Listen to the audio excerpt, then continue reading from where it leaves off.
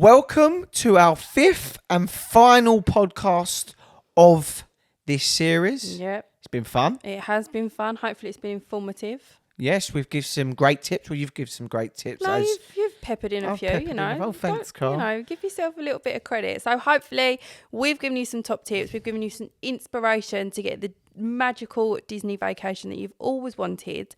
And we thought we'd finish off today with a nice little light subject, which is seasonal parties and events within Disney. Now, there are thousands of them. Well, not thousands, but there's quite a few. We've been to a handful. So we're just going to talk about the ones that we've been to and let you know what they're like. So we've been to, let's see if my memory's great. Go on. Christmas. Yes. Halloween. Yes. New Year's. Yes. You've done Gay Pride. Yes. Lion King. Yeah, we've done seasons. What's it called? The Rhythm of the Pride. No. The one that they did this year. I've also been to Princess and Pirates, which is a really fun one. It's got a really catchy song. I am a princess, I am a pirate. Something like that. Oh, so good. And then it gets, if I listen to it, it gets stuck in my head. So I can't listen to it, okay, because it will get stuck in my head. But a nice little thing to do, if you have a look at the calendars on Florida, Paris, California, wherever you're off to, they will tell you what's going on. So like with Princess and Pirates and the Lion King one, they were like just small little seasons that they had within the park in Paris. And there'd be like the main parade, then there'd be like a little Lion King parade. Then there was like a Frozen one, Frozen season. So there was like a Frozen parade. Hey. And then also the Princess and Pirate, which was quite a good one. And they just do like a little show every now and then, all throughout the day. But it's just like a little fun thing that you can go and see with the kids. But they're always changing them. There's always different ones. So for those, you can just look on the website and see what's on. But they're always fun. So, Cara, question for you. What's your favourite season and why? Do you need to even ask? Yeah, go on, go for it.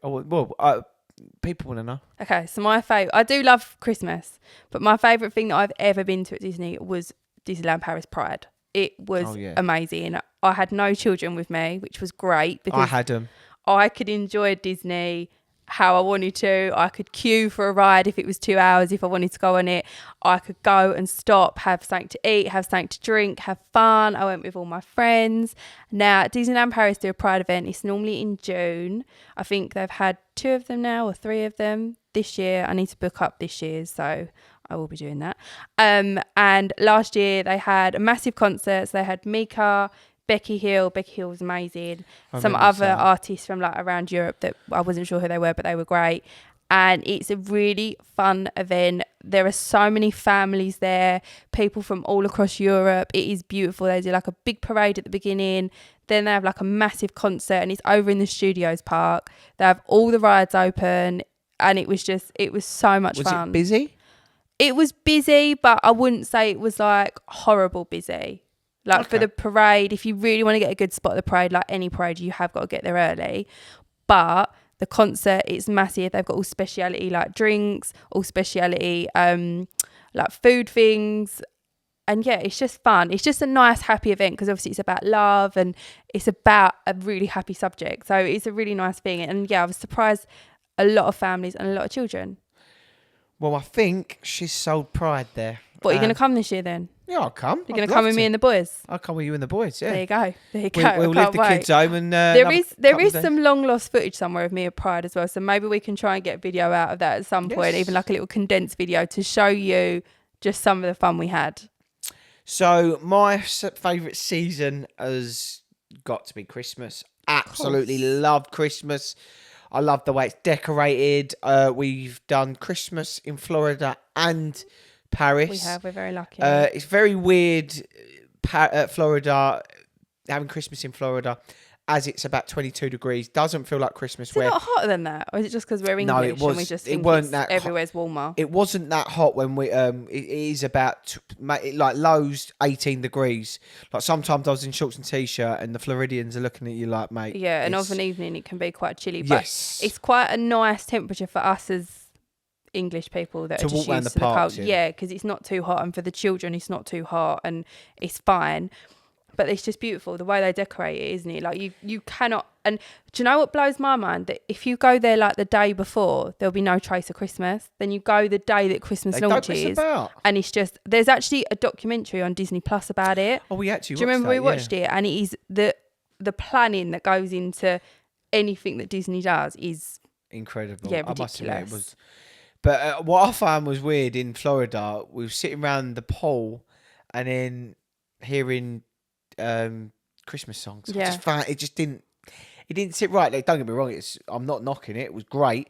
I'm not gonna knock a bit of sunshine, but yeah, back in Paris, loved it. It was a lot more Christmassy. It's colder. It's lovely. And I love, my favourite thing is the gingerbread house in the Disney Hotel. Which is closed at the moment, but Yes. hopefully it will open again soon because I do like staying there. And it's Just great because it's hotel. so close to the park, and if the kids get tired, you can just run back in. But it is like, The food's amazing there as well. but that is like a luxury every now and then to do that. Yes. Yeah.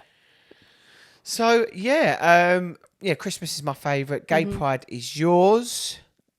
So some of the other things we've done, Halloween. Halloween. Yeah. Yes. So again, we have seen the parks in Halloween in Florida and also in Paris. In Paris, we actually did go to like the Halloween party one year with Fred before Delilah was born on actual 31st of October. So that's like a ticketed event which you get. So even if you've got a park ticket for that day, if you want to stay in the park for the party, you have to get an additional ticket, which is the same for like Christmas in Florida, like the Very Merry Mickey party or the Not So Scary, Mickey's Not So Scary. They're like additional upcharges. So you're allowed in the park from like 5-6 o'clock to enjoy. So the crowds are lower. You got special like parades, you've got special drinks, food, loads of different things going on. And some rides, they do like different layovers. Yeah. So they could do like Space Mountain in the dark, things like that. We done that, I think. We done Space Mountain in the dark, I think. Yeah, and it's just, overnight as well. I just love the fact that you can go on the rides and it's open overnight. I think it's cool. And you've got like all the characters that are like, if it's Christmas, their costumes will sort of coincide with what the event is. So if it's Halloween, they're dressed up in Halloween costumes.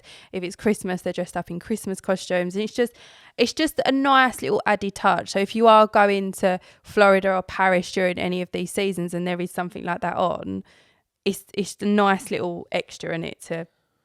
I really need to do Halloween in America though, because it's like Christmas for them, isn't it? So Yeah, Americans do it big. I really, really want to do that. I think that'd be amazing. So we'll have to look at doing that. But Halloween for me, I love it. It's good, Well, good fun. possibly we might be in Florida this September, so we could maybe look into doing a Mickey's Not So Scary, and then we can film it and show you guys everything that happens, because we've never actually done one of those, so we could discover it together. That sounds like a plan. Is that a plan? Yes, a plan. So, have you got any going on? Should we look at tips, flying tips Flying tip. I was just going to do some tips for the parties. for the parties? Yeah. I'll go for it then. So another thing that me and Nathan have done, and we did it when Fred was quite young, is we did New Year's Eve at Disneyland Paris, which was amazing. But you know me, I'm always honest with you guys. And Fred was about just two, because his birthday's December. So it was just after his birthday, obviously, because it's the last day of the year. So yeah, that makes sense. I probably wouldn't do it again with someone as young as Fred was. I would probably wait till they're like 9, 10. It depends on your child, but for us, he was tired. Obviously, you want to stay up till midnight because you've paid the money for the ticket to be there for the fireworks, and it's very busy. Like when I say busy, I don't think sea of people. Yeah, I don't think I've ever been to a park either here or in America and seen it as busy as it is. It's amazing, it's fun, but it's very busy. So if you are looking to go for New Year's Eve, just bear in mind, little ones, it's not amazing. Like especially with buggies, it's so busy. Like it is busy. It's amazing, it's fun, but I would say that is definitely a party for older children and adults. Yeah, Fred stayed up though, didn't he? We stayed up when the 12 But it was o'clock. very hard work, I'm not going to lie. And the weather as well. It's so cold. It was freezing. So cold. And it started to drizzle as well, I think. Luckily, we got away with it, because would it affect the fireworks, you think? Well, yeah, if it was absolute torrential, of course it would. Yeah, they wouldn't be able to God, mate, could you imagine that paying all that money and that happened?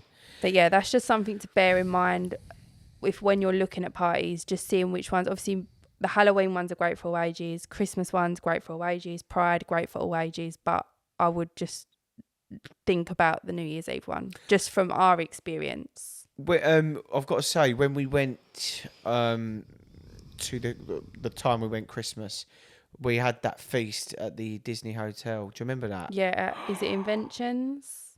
Yeah, and that's when That's a great restaurant. we had Mickey, Donald, and all that coming. But I don't know if that's going to be there. Like, obviously, because the hotel's closed, so we will see. But that, I mean, the food was amazing, really good. Like it had everything, fish, everything. And there's so many characters as well, and that is included on a dining plan. So if you have got Half Ball Plus, so like the up, not like the one with that includes like Captain Jack's, Remy's, all that, then that one used to be included in that as well. And I would say that's, if you can get that reservation and you've got that dining plan, that is a really good one to get. That was one of the best, and then the afters as well, all the pudding and everything. It was like being on a cruise. That's what the food was like. Yes, exactly that. Yeah, it was but good. talking of cruises, they also do themed cruises. Oh yeah, Yeah, yes. so they do the I want to Christmas do the time Christmas cruise. one so Yeah, bad. I want to do the Halloween one, and like they have the big Halloween tree with all the pumpkins on it in the lobby. Christmas, they have all the there's just so much. We've done so much Disney, but there's so much more to explore.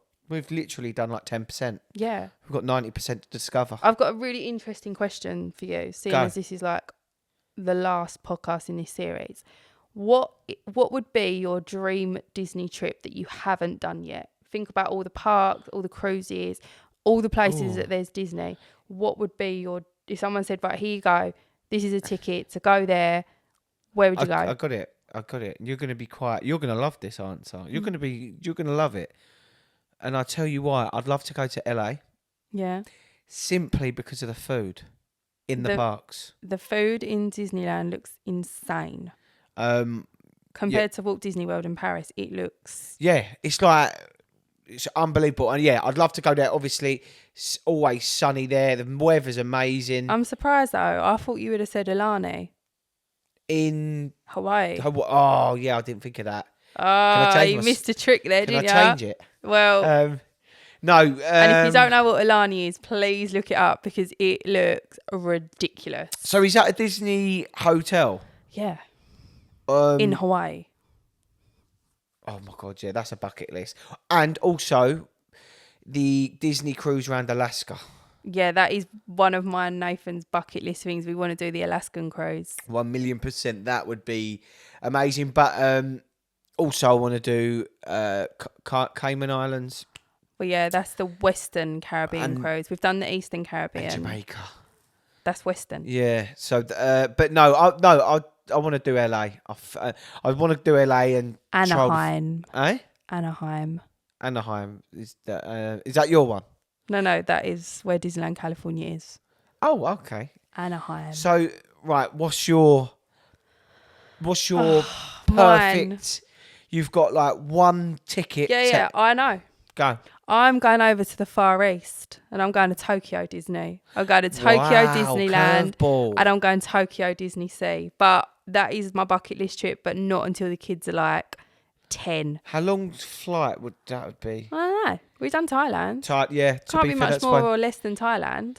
Yeah, I'd love to do Thailand. Yeah, I think that's definitely a bucket list. That's a good one, though. But when the kids are older, I really feel like if you're going to spend that money, they've got to really enjoy that and appreciate it. Is it expensive, do you think? I can imagine, but I don't know. I haven't really priced that up. Do Magic Breaks do Tokyo trips? Listen, Magic Breaks do everything, mate. You just ring them up and you tell them what you want, and I'm sure they'll find you a way to get there. I think Tokyo's a good shout. Tokyo and LA. Shanghai? There's just so many places. There's so many. How many? Right. Question for you: How many Disneyland are there in the world? What like countries? Individual parks? What countries do they? Shanghai, which is China. Tokyo. Yeah. Hawaii's got Aulani, but it hasn't got a theme park. So just a hotel. Just a beautiful hotel with like Stitch, Moana. Like it's Hawaiian. Wow. It's like all them. Yeah. Yeah. Where do we get up to? Paris, obviously. Florida, LA. And that's it. So, okay, fair play. So there's a nice chat. And then your cruise line that you can just go all over the world.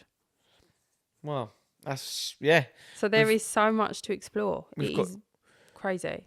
We've got to get on most of them, but yeah, we've really enjoyed this We have. podcast. We hope that you've enjoyed listening to our top tips, and hopefully we can show you many more trips. I'm sure there's a lot more to come. We've got some good stuff planned. We've got some good stuff up and coming. It's Yeah. going to be very, very exciting. We're going to be documenting it. Check out our Instagrams and everything like that. Yeah. So if you are looking for your Magic Breaks perfect trip, you know where to look. Check out Magic Breaks and see everything that they have got that they can help you with. Thank you so much for listening, and we hope you enjoyed these podcasts. Have a magical day. Bye-bye.